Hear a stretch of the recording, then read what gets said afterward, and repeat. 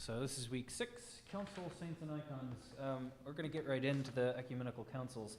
I am going to warn you, you've both taken this before, so as I did last time, that I have given you here the names that you will find if you want to search them online. These are like the official names. These are dumb. Are you going to remember which one is the third Council of Constantinople? Yeah, just call them by the number, 1 through 7. That's what we do when we sing about them.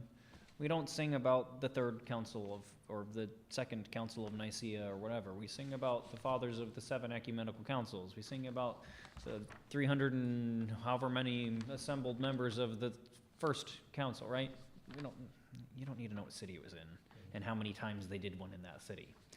So anyway, I'm not going to refer to them with the bolded names. I will just say 1 through 7. But I just wanted you to have them here so that you could look them up, or if you ever see it online and you're going, wait, which one is that?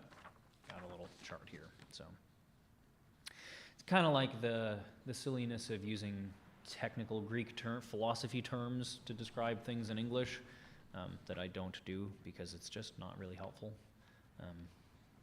There are easier ways, so just be simple. All right. So, probably the most famous of the councils is the first one for a variety of reasons.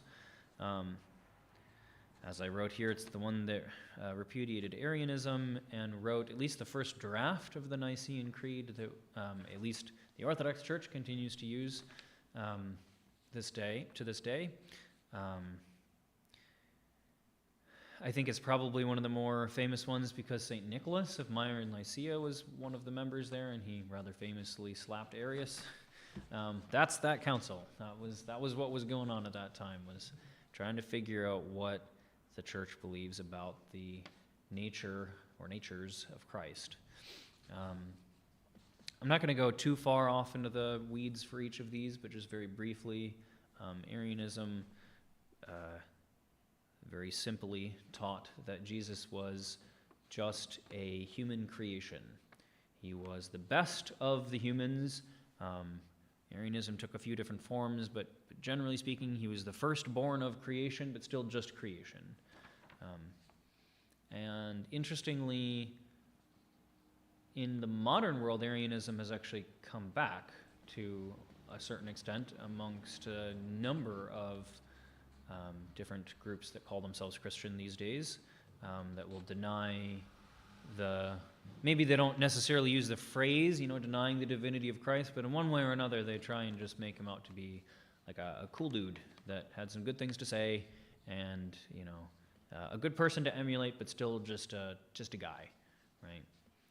That's Arianism, right? They wouldn't use that word, right?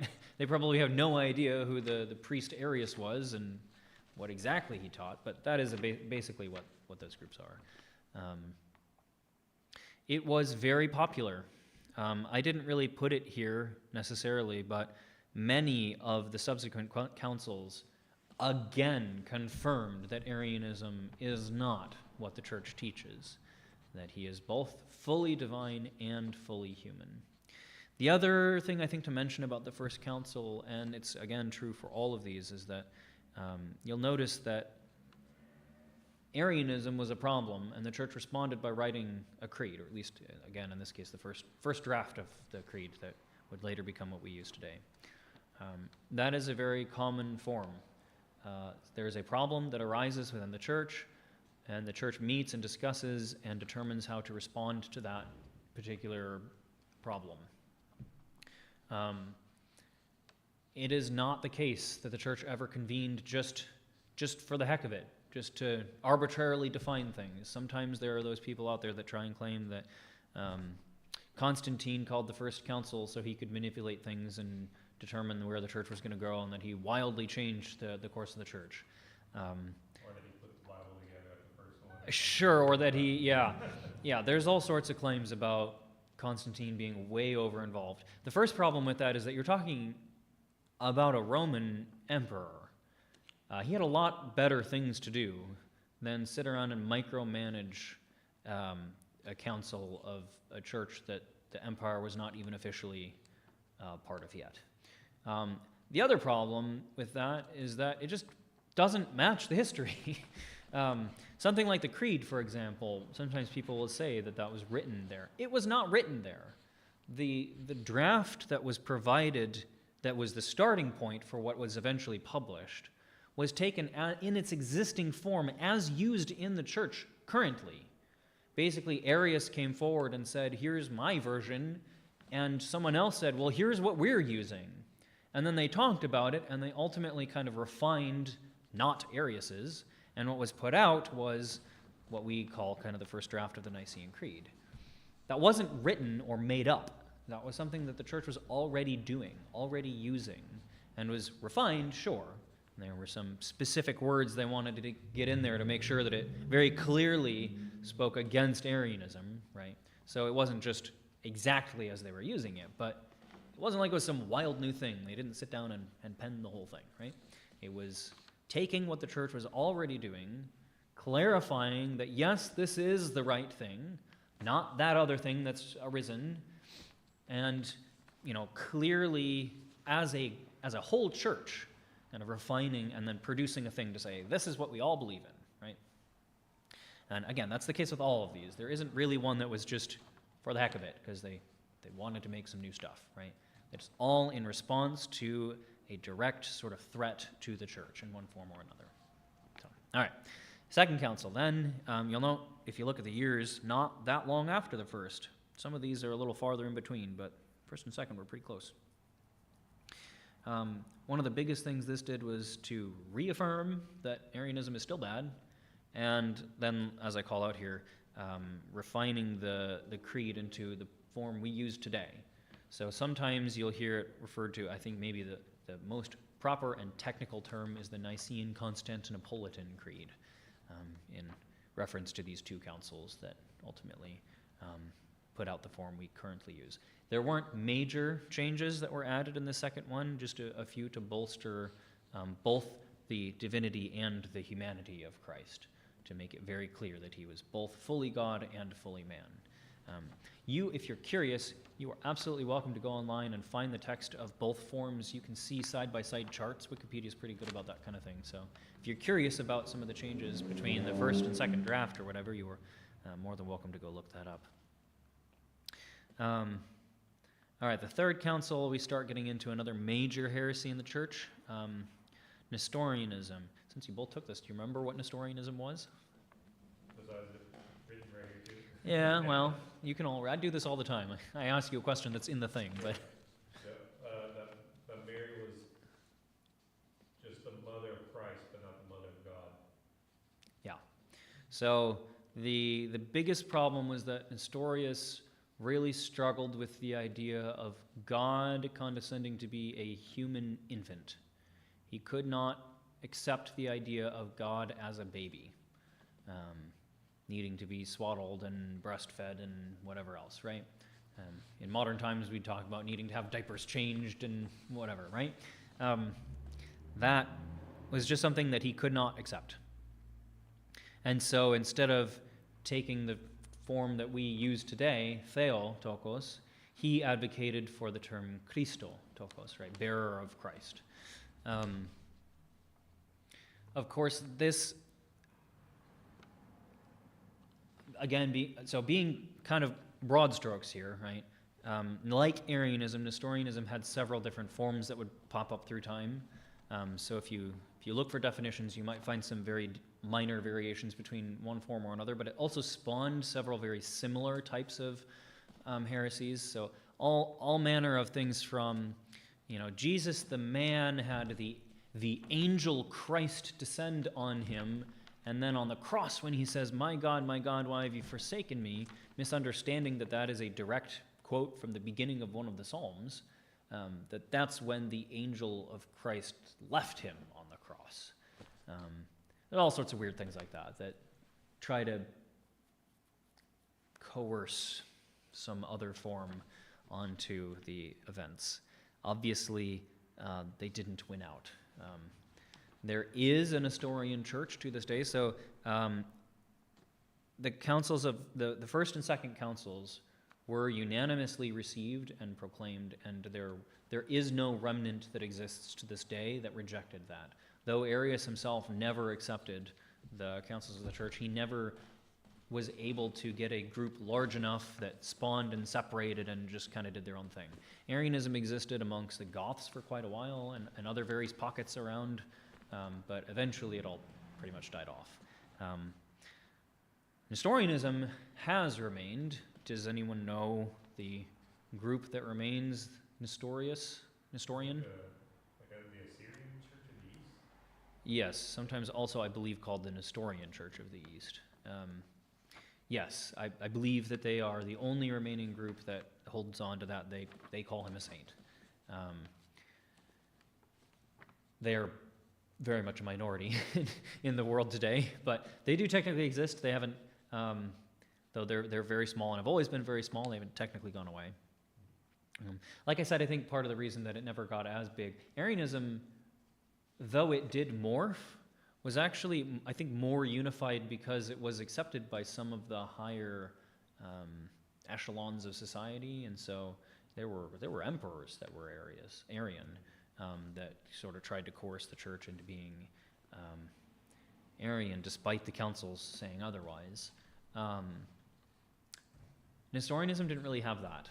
There wasn't any kind of unifying element like that, so they kind of split off and just did their thing over there, and the other various groups that popped up, again, never really got the broad support. So they've, to my knowledge, more or less all died out, other than that one branch. Can I ask you a quick question? Yeah, sure. I understand why the Arianism one is like complete, like, you can't, that messes with the Holy Trinity, right? Yeah. But for Nestorianism, why would it be such a big deal? Like, does it affect the way you live as a Christian? Sure. So there's two major problems. So I think the phrase that Nestorius specifically really latched onto was in Luke, where it says that Jesus grew in wisdom and understanding, and basically trying to claim that means that he either realized his divinity or it came upon him in one form or another. The reason that we don't agree with that is because it means that Jesus didn't take on the full human experience, right? It's hard to say one can be fully man if they weren't an infant, right? There does not exist alive, to my knowledge, anyone currently, maybe we'll have the tech someday in the future, but it seems unlikely, to be a human person that was not an infant. That is sort of a foundational element of our humanity, going through young years where we figure out how the world works, right? Of course, Jesus was fully God and never lost that. But to try and claim... So basically, Arianism was a difficulty with accepting that Jesus was divine. Nestorianism really struggled with the idea that God could become man, so kind of the inverse of Arianism. So in one form or another, again, there were several different versions of it, but generally speaking, the idea is it denigrates or removes the full humanity of Jesus from Jesus, and makes him into a God that sort of had to become human for some period of time, but then left it behind or whatever. Just sort of like putting on a costume or something, right? Yeah. Rather than fully being human and understanding all of the things that we do, right?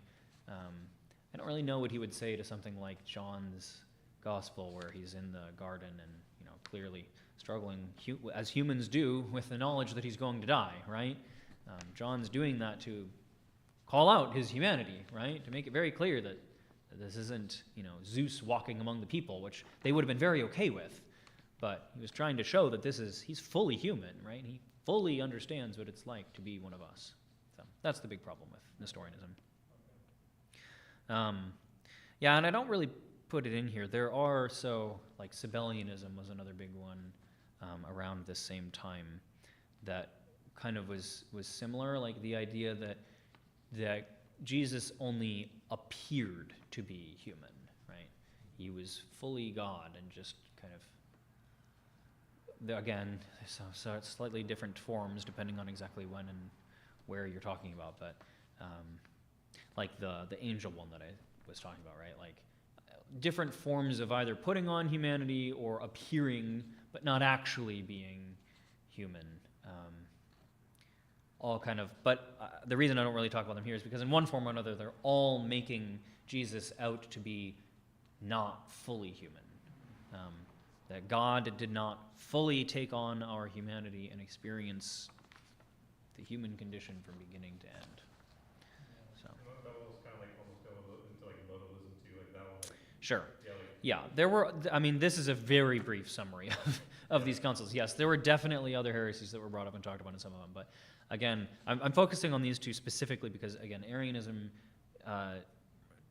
challenges the idea of Jesus being fully divine, and Nestorianism and the other ones, Sabellianism and modalism, they challenge Jesus being fully divine, right? So, being fully human. So the opposite ends of the spectrum, so to speak.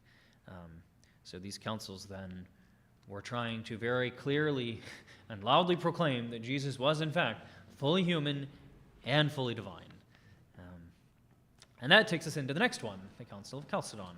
So there are churches today that we call non-Chalcedonian after the Fourth Ecumenical Council. Does anyone know which ones these are? the Coptic Church, and then the Ethiopian, the Eritrean one. Yeah. Like a Syrian-ish one. Well, I guess like now they're kind of in communion with Rome. So I think those like. Well, whenever that happens, specifically, they usually split, and some go into Yeah. communion and some don't. So yeah. Yes, there's a number of different groups that fall within this. Armenians too. Armenian, yep. So, monophysitism was the big issue in this one. The idea being that mono, right, having one single nature. Now, this could be a whole discussion, so if you have a particular question about this, I'm happy to entertain it for a little while, but I guarantee you this is a huge area that has been talked about a lot. So we're not going to be able to fully articulate every argument here, but the idea being that the two camps, ours, the Orthodox Church, is teaching that Jesus was fully man and fully God, and therefore had two full and complete natures within him.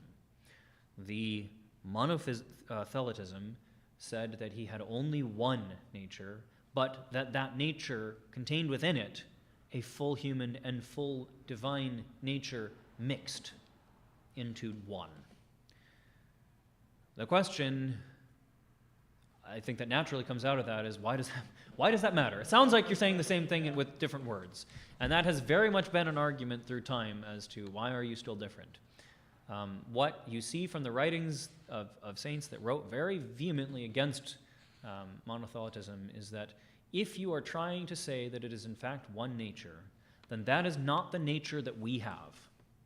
Jesus' saving work is only saving for us because he has our full and complete and unique human nature. If he has a single nature of human and divine, then all of his actions, all of his saving actions, only apply to those that have that nature, which is none of us. None of us have a human and divine nature. It's the same problem we have with the Immaculate Conception, right? This idea that Mary was born via some other process, that her humanity was somehow different than the rest of us without sin. And therefore, Christ coming from that does not have what we all have. That is our major concern. It's basically the same as monophysitism or thelitism, right? This idea that that he has to be exactly what we are in order for his saving work to apply to us, right? By taking on our flesh, by suffering in it, by being crucified and dying in it and resurrecting in it, and ascending into heaven with our flesh, with our nature, we can do the same because we share that nature with him. His regenerating work in his death and resurrection is regenerative for us because it was our nature. If you try and modify that in any way, great. I mean, in the case of the Catholic Church, okay, now Mary is saved and no one else. In the case of this, only Jesus, and our argument would be no one else. Most of the arguments you find in modern days about this tend to focus mostly on the idea that it is saying the same thing but with different words. The problem with that is that the people that were writing about this originally were very well educated and very clearly demonstrate a good knowledge of what the other side was saying, and they could not come to terms with each other. This is something that's been talked about and debated for a long time. This was in what year? 451. We've had a lot of years to discuss this and talk about it, and we still have yet to come to a singular understanding. So, one person on the internet saying, well, actually, it's just the same thing, but with different words, is the same thing that so many other people have said, and yet clearly does not hold to be true, or else, at some point in time, we would have been able to come back together, and yet we still haven't, because both sides still very firmly assert that there is a difference between the two. So. I think the other one that the cops always point to is, I think it's St. Cyril of Jerusalem, the unity of Christ, but it's kind of like you said, like even though they really latch on to this certain phrase or sentence that he says, but it's like you said, well, if it was that easy just to brush over, then why was this, they both couldn't come to a conclusion over one sentence, then it's probably something deeper than that. Right. Yeah, you're getting into a little bit of the behind the scenes of what caused all of this, which is fine. But yes, the long and short of it being that St. Cyril wrote a big thing that people really liked, and there was a lot of debate in the next council as to exactly how to interpret it. The monophysitism group was extremely literal about it. Our side, maybe a little bit less literal, as we tend to be about a lot of things, right? We don't take Genesis to be literal. If you read it's actually from around the same time-ish. You read, I guess a little before. St. John Chrysostom has this whole big thing about how Genesis can't be exactly literal, because what legs would God have been walking on in the garden, right? It says he walks. Does he have hands and feet and legs? And at that point, he hadn't incarnated yet. So what is he walking on, right? So anyway, all that to say, that's the Fourth Council in a very, very brief form. The Fifth Council did a few things. Like I said before, remember, there were various forms of these that kind of spawned and morphed and grew and changed a little bit. And so this council, because there were still those that were Arian and Nestorian and Monophysite, this council came together to again declare that, that when we said that those things were wrong before, we really did mean it. Even in their slightly modified forms, even in their slightly changed forms, we still affirm that those things are bad and that the things we said before are still true. Again, there was a little more than that, but a lot of it was just reaffirming what had been said previously and confirming that we still believe what we believed before. The Sixth Council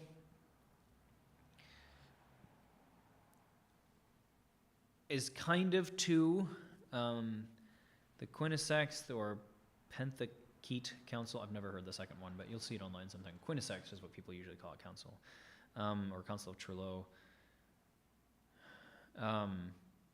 is really where we get the canons from the Sixth Ecumenical Council, because it didn't actually write anything officially.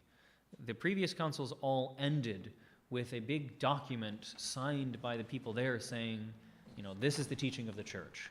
The Sixth Council didn't really do that. It kind of continued. It was a continuing effort to reconcile with the non-Chalcedonian group.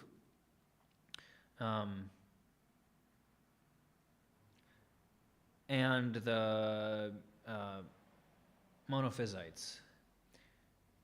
This, like I said, it didn't really produce anything. So the Quinisext or Council of Trello is when we talk about the canons of the Sixth, which we don't usually say, but if we do, what we're actually referring to is what was published by the Quinisext or Council of Trello. And it doesn't really do the same level of things as the previous councils in terms of like combating major heresies about who Christ is and our relationship to him. But it does do some important things, raising some local canons to an ecumenical status and establishing principles for clergy discipline. The other thing it does, as I recall, is it lists out in a very official and formal and consolidated way the various forms to receive people coming from the different heresies, which I suspect is maybe, among other things, part of why we roll it in with ecumenical councils, because it, though it didn't maybe as directly talk about not those things, in talking about how to receive them, it kind of defines how close or far the different groups are from Orthodoxy. So, for example, it maintains that Arians are to be received by chrismation only.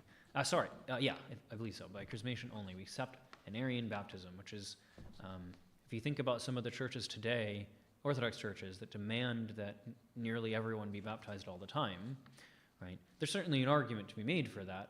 But if Arians are allowed to be received by chrismation, then certainly it is valid and proper to receive at least some people by chrismation. Arianism is sometimes called the arch heresy and Arius the arch heretic. We receive those people with chrismation. So, anyway, all that to say. That's the Sixth Council. And then the Seventh Council is kind of one of the bigger ones again, in that it combated iconoclasm, which had started to become a pretty major problem. There's some back and forth about what to do. You can still see in some churches, for example, the church in Corinth, where St. Paul preached, you can go on the walls and see where people chipped away at the icons on the walls to plaster over them. And there was all sorts of debates about there was a crowd that was okay with the icons, but only if they were educational and up high enough that people couldn't venerate them, all the way to those that were just absolutely and utterly opposed to them. I think I don't want to try and imply that this is the only reason, but I don't think it would be correct to say it had nothing to do with Islam starting to become fairly popular around this time, and they are sort of iconoclastic, and becoming sort of a problem, taking over Byzantine lands by this time and continuing for quite a while after. I think there was definitely a feeling by some that, well, maybe if we kind of make Christianity a little more palatable, they'll be a little kinder or something like that.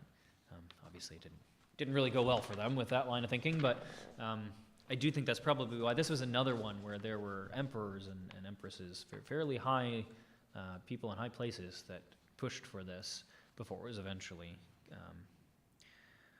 kicked out. Icons were restored, and thankfully we never had to bring it up again. Yeah, it's interesting with that one too, because even when you're talking about the examples of what people think it might have been for educational, and when I was in Rome, and like one of the older churches I went to, I think they had maybe at least for sure like 5th century icons, and they're right in your face, and they're all over this. So if this space was that one right there, it would have been every wall was just not the small ones that we often hear, but it would have been a whole wall with one giant icon of, Sure. I think one of them was an emperor that turned monastic. Another was actually like a whole image of Christ. So yeah, it said like those were dated, multiple ones from like 7th to the 4th and 5th. So It was somewhat of a point of pride for Rome during all of this, that many of, or nearly all of these heresies started in the East, and really weren't as much of a problem in the West. And in fact, I mean, for the iconoclasm one, they were one of the big proponents of icons, going like, what the heck are you talking about? This is fine, you're weird, stop it. All right, so that's the 7. There's a lot more. There's no way I could properly cover all 7 of them. I didn't even really try. So if you are interested in learning more, by all means, please go look up more. There's a lot of information about each of them. I do want to call out, though, really quickly, that these ecumenical councils are basically just larger versions of diocesan councils. So sometimes people say, well, when is the Orthodox Church going to have another ecumenical council? What do you do since you haven't had one since, 787? Well, it's not like we don't have councils on a regular basis, right? Each diocese has a council by canon once a year. So the Diocese of the West every year has a council where we all get together as the Diocese of the West and discuss things going on in the diocese, and the bishop can, make any particular rulings that need to happen. We can, talk about whatever's happening and come to conclusions just like they did in these councils. Every 3 years, the OCA, the Orthodox Church in America, has a similar council. All of the churches from across North America come together. That includes Canada and Mexico. And we have discussions very similarly, right? Talk about different issues that are, arising in the church. Some of it is just reports from everyone about how things are going, but some of it is not so much doctrinal like this. We haven't had any, major heresies coming up in the church, within the church anyway, that we need to be talking about for a little while. But, just checking in with everyone and making sure that things that need to be solidified are, that kind of thing.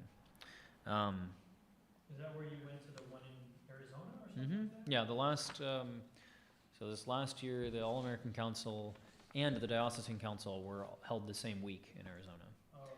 Yeah, it bounces around. So the year before, the Diocesan Council was in Portland. I'm not sure where the next year's one will be, but kind of try and bounce it around the diocese a little bit, so no one is stuck flying 12 hours every time. Right, yeah, I can imagine, So, and every once in a while there are attempts at doing ecumenical-like councils. There was one in 2018, 2019, something like that, I want to say, in Crete. There was one in the 90s that was focused on the monophysitism group. There have been several with the Catholic Church trying to, reconcile there through time. Well, I mean, those were much longer ago, but still.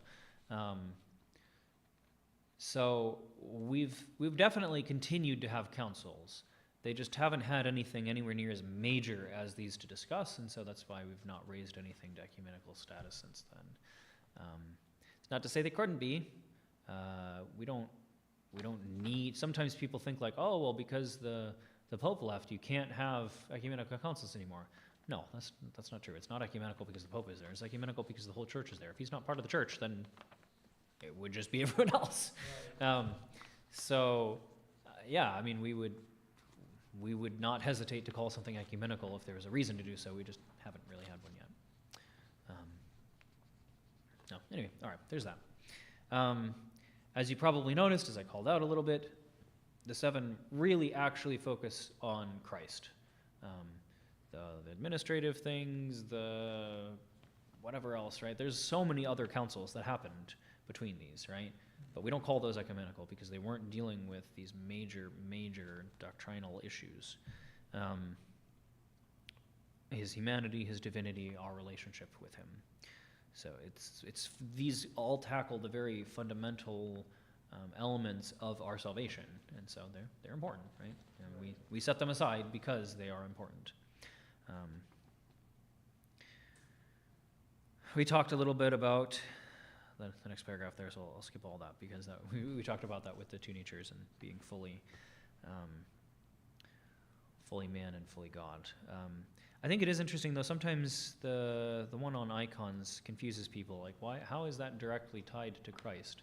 So one of the big issues that was brought up at the time was actually not just about icons in general, but specifically the problem they had was in the idea that a thing we create could be holy. The idea being that like matter is not important. Only God matters.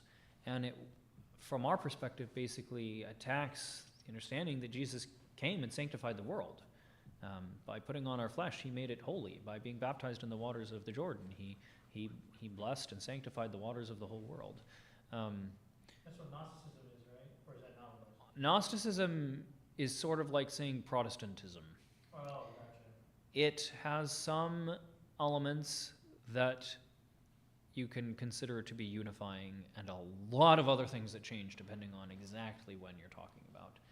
Very generally speaking, Gnosticism was this idea that there was some secret knowledge contained within the gospel or other writings, and in a, I'm blanking, what's the name of that religious group today that all the Hollywood people are in, and you have to pay money to... Scientology?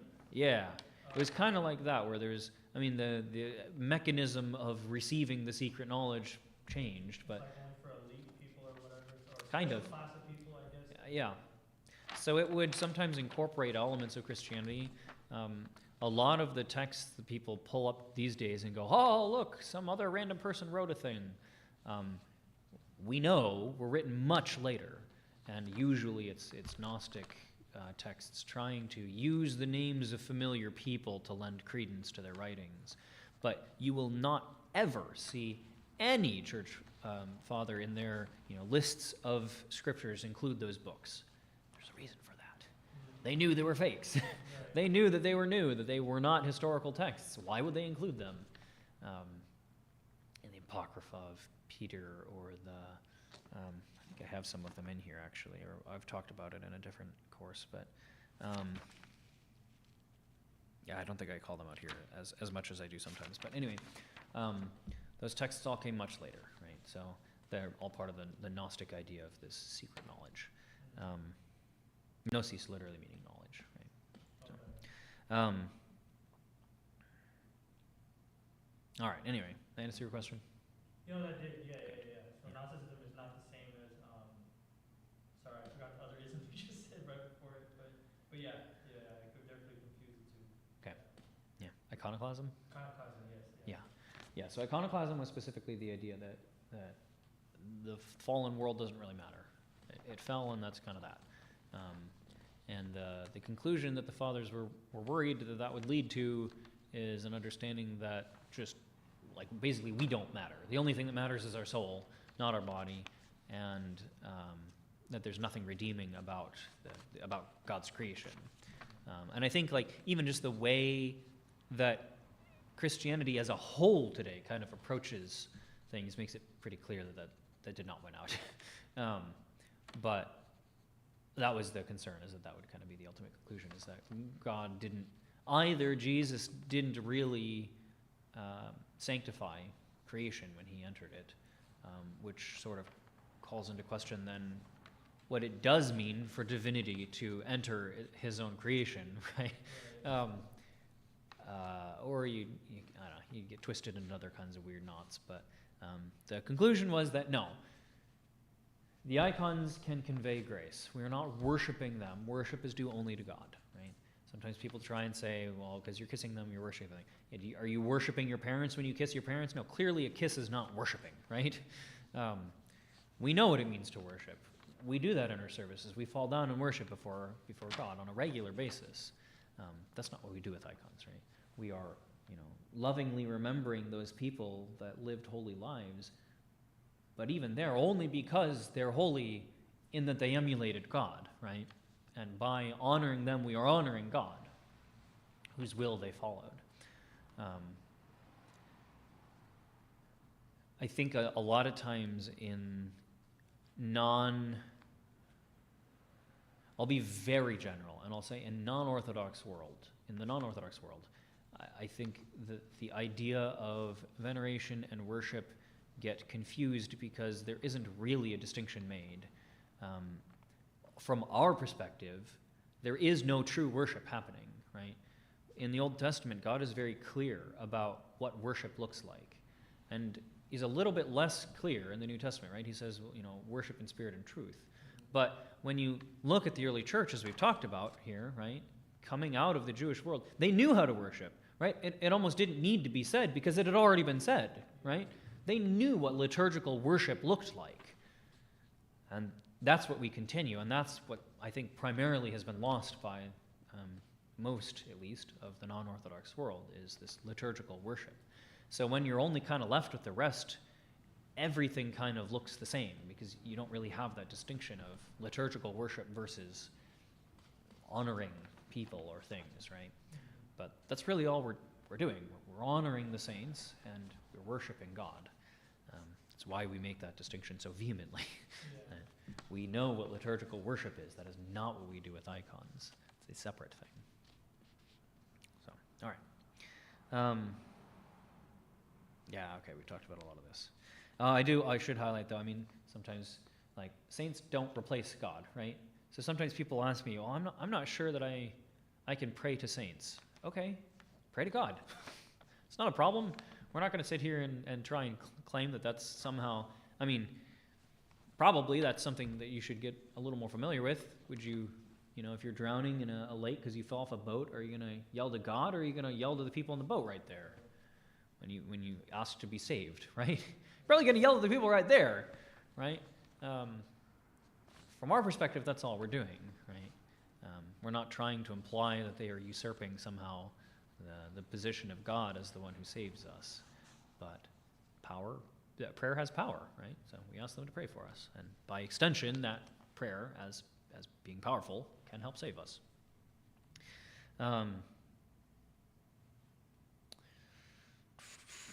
Oh yeah, and also just, if you look at our prayers, right, in any of our prayer books, it's pretty clear that we don't neglect to say prayers to God because we're saying something to saints. You could do both, right? Yeah. The vast majority of our prayers are directed to God, and we say things for saints sometimes, but you listen to even the hymns that we do in Vespers, right? Oftentimes, when we say something about a saint, we talk about how great it is because they are doing the will of God, because they are building up the church or doing other things that are good and holy things, not because they're just cool people and we like them, right? So, of course, I put here, the other reason being they stand as intercessors before God. So we ask them to turn around and ask God, right? Yeah. Yeah, that's one thing. I looked at the OCA, reading for the story of the rich man and Lazarus. Yeah. And then a lot of Protestants, including my pastor, he says he uses that to explain away that's why the saints have better things to do. That's literally what he said. The saints have better things to do than worry about what's on the world. And plus, there's a great chasm. And then I want to say, what about in Revelation when it says that they're literally praying for the people? But Yeah. then, I keep my mouth shut. But yeah, I guess there's some scripture definitely to support the veneration of icons. But then there's so much scripture that I guess can be twisted to say against it. Yeah, see, that's the problem, though, is when Scripture is your foundation, you have to find a way to deal with this, verse and that verse and whatever, right? Scripture is not the foundation of these things for us. There are icons of apostles painting icons, right? We know that the inside of the temple was adorned with all sorts of imagery, right? They were used to worshiping in temples adorned with images like this. So, we don't seek a scriptural foundation for this because Scripture is part of our tradition, just like icons are. It's very central to our tradition, but ultimately, the church existed before anything in the New Testament was written, right? As we talked about in some of the earlier weeks. So that is not the source for any of this, right? Certain verses may support some of these things, but we're not going to do or not do something because a verse in Scripture supports it or doesn't support it, right? So anyway, all right. And then there's just the last thing here. We put icons everywhere. You'll see, Orthodox homes have them. If you're showing up here and you're walking past people's cars, you'll probably see them dangling from mirrors or clipped to people's vents or all sorts of different stuff. People put them in their places of work, and I've seen them in workshops and in cubicles and all sorts of places, right? Because they help us focus on God, right? I think that's kind of the final nail in the coffin is, right? We don't put an icon of the saint there to remember the saint, right? We put the icon there to remind us of God working through them. I might connect more with that person than that person, just like I might in life. But ultimately speaking, their role is to lead us to God. And so when we plaster them everywhere, we're doing it to remind us of what we need to be doing, remind us to be following God. And like I just mentioned, I mean, there's certainly going to be those that we gravitate more towards, those that, lives we really connect with, who we really can use as an example, someone who did similar things to whatever we're doing. Unfortunately, there aren't a lot of programmers amongst the saints, but certainly if you do almost any other modern job, doctor or cobbler or whatever it may be, there's plenty of saints that you can connect with that do those different things. And so, like the memory of a loved one, we remember them and connect with them through an icon, through an image. All right, I think we've covered that pretty well. So I've got a few definitions here, just to make it very clear. We didn't really talk about monothelitism, which was kind of one of the things from the Sixth Council. So the monophysitism specifically was that Jesus had one combined nature. We talked about that. A singular nature that contains within it the human and divine nature. Monothelitism was specific to God, to Jesus's will, stating that he, I guess kind of the way to think about it is that his human body had the mind of the divine as a singular will, or sometimes a combination. There's different forms of it, but basically to say that he had one will.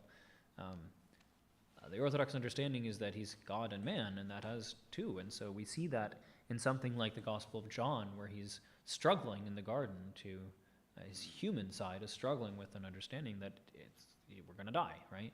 It's being divine, being God, he knows very well that that's not what we were created for. That's not the natural path for us. It certainly has become that, but that was not what we were made for.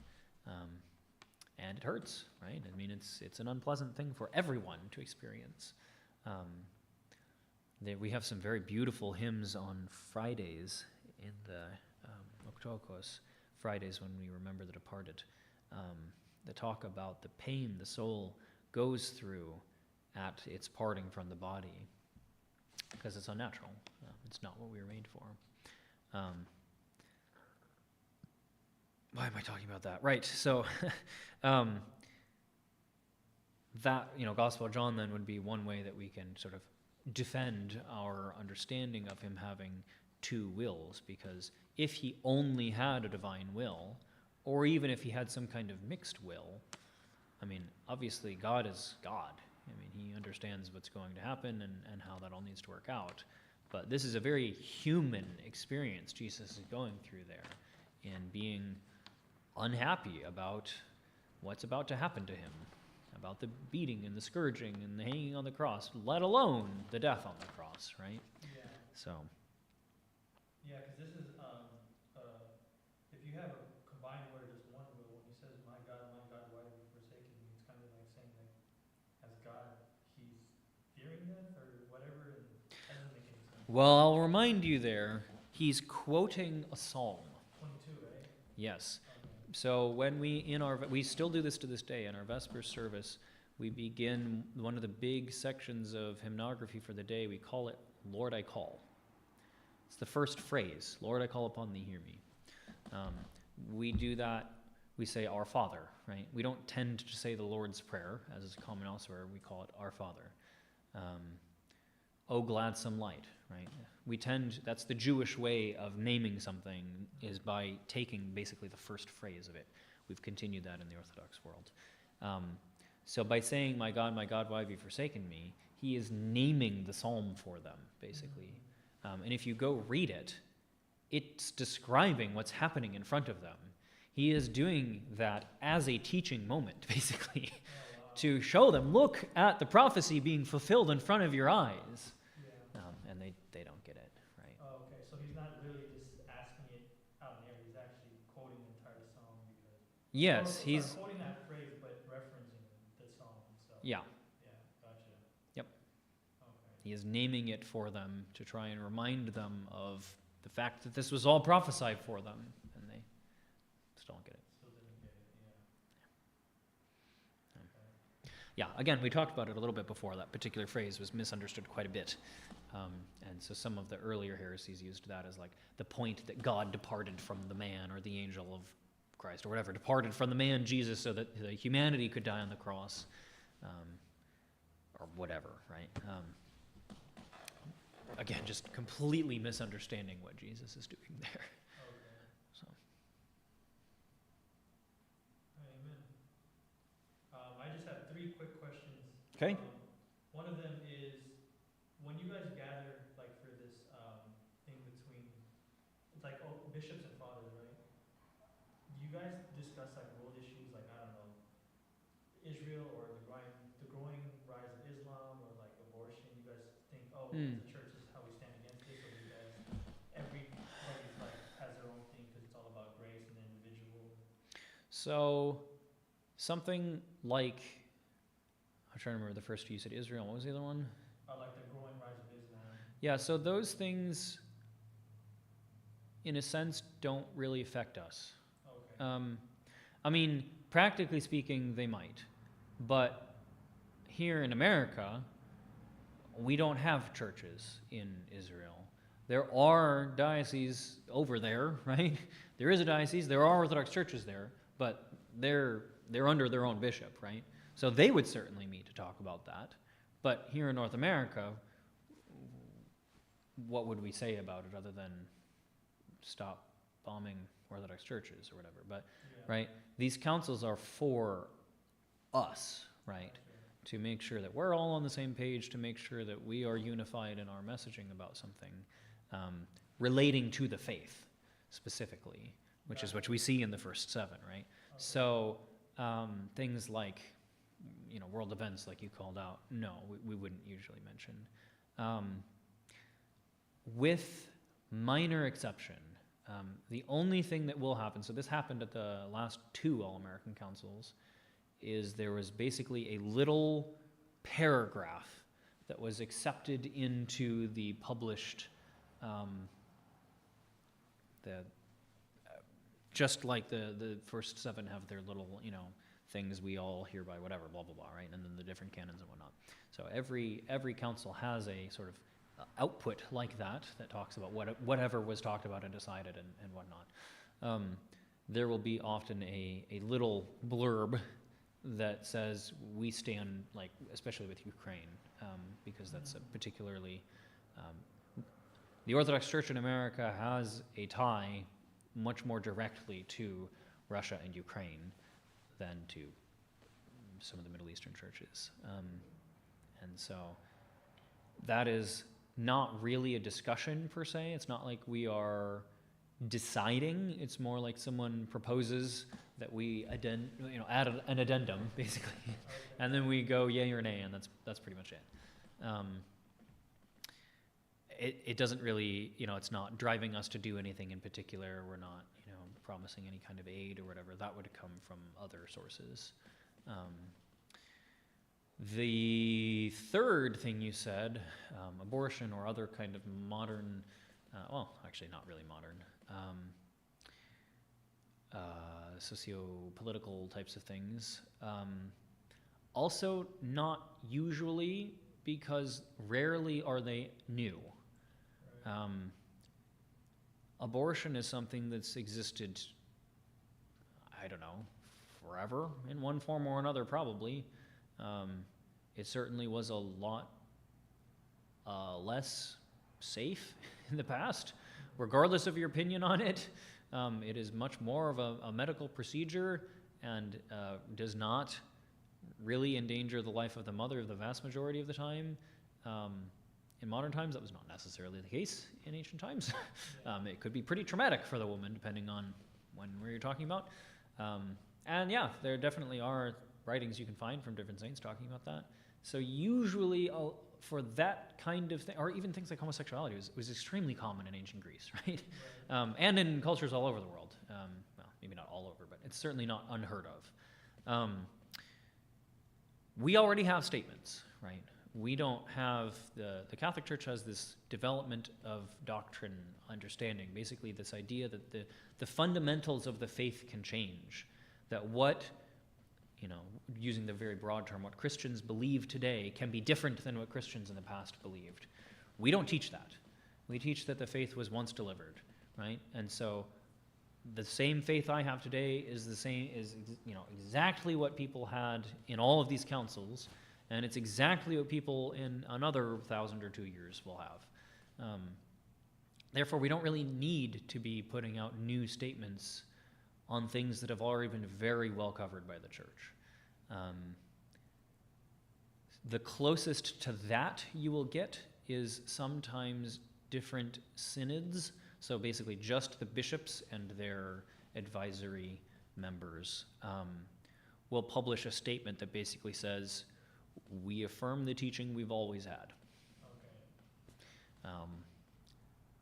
But it's pretty uncommon for there to be something that is directly tied to the church and new that would need to be discussed. Sure, if that was the case, then yeah, we probably would discuss it on a diocesan and or all-American council. But we just don't really get a whole lot like that these days. So, Okay. yeah. So it's mainly like doctrinal matters and stuff like that. That makes sense. Yeah. I mean, so for example, there are a few things that might be looming. There's a still somewhat minor but outspoken group that is advocating for baptizing those that were received into the Orthodox Church by chrismation. They will call it a corrective baptism. And their basic understanding is that it is never acceptable to be received by chrismation. You must always be baptized. So even if you have been in an Orthodox church receiving the sacraments for decades, Still have to get baptized. you still, we're going to say that you need to be baptized now. And it's rather controversial, and a number of bishops have individually written or spoken against that, because that is not the way the church has ever acted. In fact, we have very specific writings from several saints saying this is the way to do it, but if they were, if something else was done and they are currently in the church, so be it. So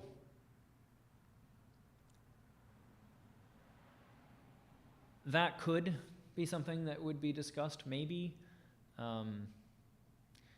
But even there, I mean, I think it would be more likely that they would just fall back on the myriad of writings we have about baptism and chrismation and the various canons we have to show what the church has always said. It's pretty uncommon these days to have something truly new. Not to say that couldn't happen, but my personal opinion anyways, it's probably fairly unlikely. And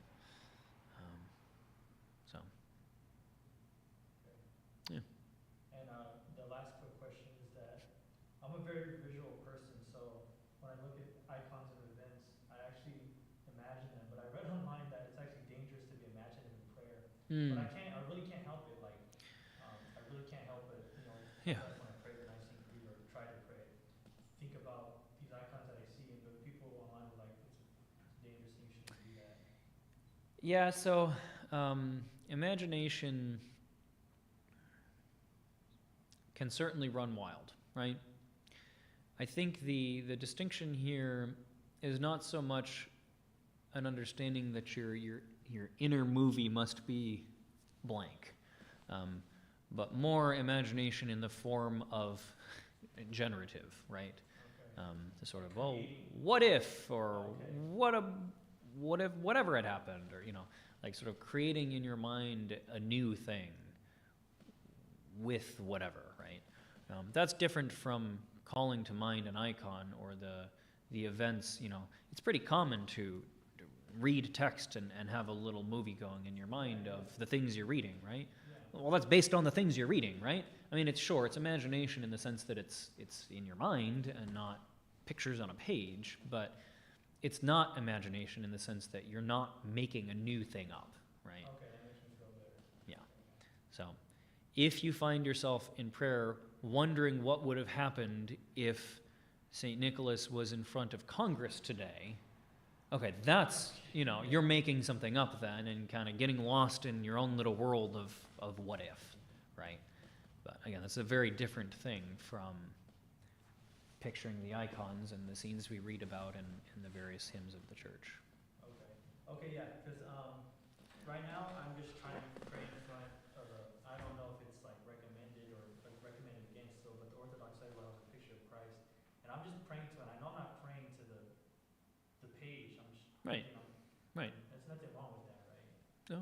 Okay, thank you. That makes me feel Yeah, better. I mean, I think what you're maybe trying to imply is that an icon would only be valid if it's wood and paint. That's what I think, and it also has to be blessed, right? So here's the thing, actually, that seventh council that talks about icons makes it very clear that it is not the wood and the paint that we care about. Okay. It is the image, right? Yeah. The icono, right? Literally image that we care about. It is the image of the holy person as they are holy because of their work, their life in Christ, right? So even some very famous icons like the Ivaron icon from Hawaii that streams a lot of myrrh, that's a print. It's a single sheet of paper that has an icon printed on it. And it's pretty common to have, some of them here are definitely hand painted, but a lot of them are prints that have been mounted onto a piece of wood. Oh, okay. Sometimes they're laminated to, if you're not going to mount it on wood and do all that, you can laminate it. It makes it a little more durable. But ultimately speaking, it is the image that it makes it an icon, not the form, wood and paint or whatever. Should you have them blessed? That's a whole different thing. There are those today that feel very strongly that it is based on the theology of the Seventh Council that they are holy by virtue of being an image of a holy person who lived a life in Christ. Like the icon not made by hands, Jesus, right? Mm-hmm. So does it make sense to bless something that is already holy? We have a pretty strong tradition of doing it. I am not ever going to tell someone no who really wants it done. On the other hand, I'm never going to go after someone for not. Okay. No, that makes me feel better. Thank you. Yeah. If you want me to bless items, I will definitely bless. It's a page in the Whatever you Orthodox study Bible. I don't know. I don't even Oh. know. How would you bless it? You just. Yeah, there's a blessing we have for Bibles. Oh, okay. And Scripture in general, yeah. Okay. Yeah. I might bring that next time then. You're welcome to. You don't have to, though. It's holy Yeah, by yeah. virtue of being the Word of God and containing images of, well, in this case, God. Right. Yeah. So, Yeah, that's what I like about Orthodoxy is the grace given is not really legalist in any way. Yeah. Yeah. Well, I gotta get going, but thank you so Great. much. Yeah. Yeah, I appreciate you. I know just having one-on-one things to hold in this week, so. This is actually one I missed last week, so I'm gonna keep this paper. I'm Go sorry, for it. last run around. Yeah, I missed great. this class, yeah. Go for it. You Wonderful. know,